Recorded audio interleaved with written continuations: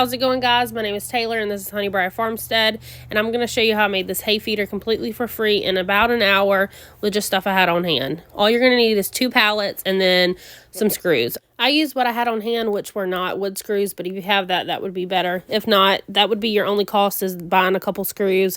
So this still makes this a very cheap and affordable project. I'm using a circular saw and then a pry bar to get the first 3 wood panels off the bottom of the pallet.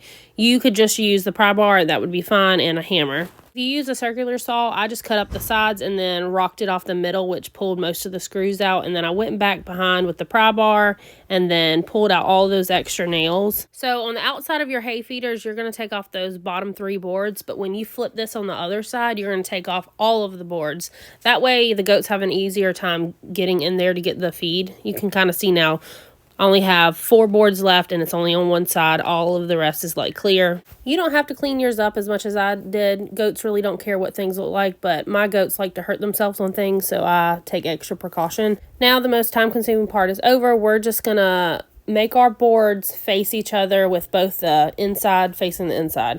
You can kind of see what I got going on. So the screwed inside is going to be facing out, and what I did is laid it on its side like this. It was just easier for me to manage with one person, and they're going to overlap them. I did one on top of each other, and you can kind of see it makes an X, and then I just did a single screw up in the top. That way I could adjust the rest as I stood it up. So right here I'm only putting 1 screw up in the top right where those 2 boards cross over each other, and then I apologize that this top part was cut off, but I promise you I'm only doing 1 screw, and then here in a second when I show you the rest, you'll kind of have a better visual of what's happening.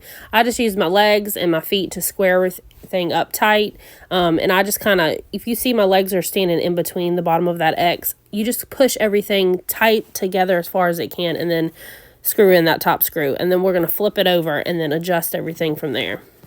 As long as your screws are long enough to go through both of those boards without going through the other end, it will stay together as you fold it over on its side. And now here, I'm going to look at it and see how wide I want mine to be. Of course, the wider, the more hay it would hold. I wanted mine to fit through a door. You'll see me put it in there in a minute. So I did make mine a little bit skinnier as far as width goes than it necessarily had to be. Once I visualized how wide I wanted mine to be, I flipped it back on to the opposite side that I originally had it and then just screwed it in the top. This is the same way I did that first original screw that I was trying to explain, but you couldn't see me because it was cut off. And then I also do one in the center part. At this point, this is where I go ahead and add a couple extra screws in the center of each X. So all 3 X's have about 4 screws, and that keeps it just really sturdy. You don't want to do that too soon because then you wouldn't be able to adjust it. So at this point, when I have it to the size I want and the width, I'm going to go ahead and put all those screws in. And now that I've turned it back up on the side, I went and grabbed a couple of my leftover pallet boards, and I used those to finish out the sides. And in a second, I'm going to show you close up. So here, if you see on the side, you have it screwed into the front, but then on this side, you have it screwed into the inside. It's because the way this is overlapping, that's just how it needs to be so it's straight. I hope that makes sense. Visually you can see it, but hopefully you understand what I'm saying.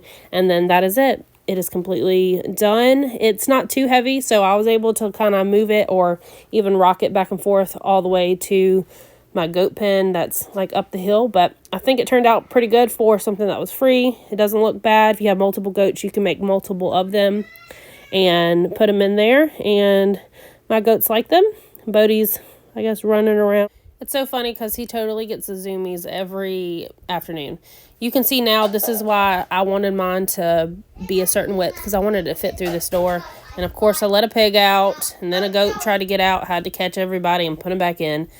But this was before Mercy died, so she was very food-led and went right in after that pumpkin with no problem. Well, that is all for this video, guys. If you'd like to follow along for more affordable homesteading content, please make sure you are subscribed. You can also like this video and leave me a comment if you enjoyed this video and think maybe you'll make one yourself. I will catch y'all in the next one, guys. Bye.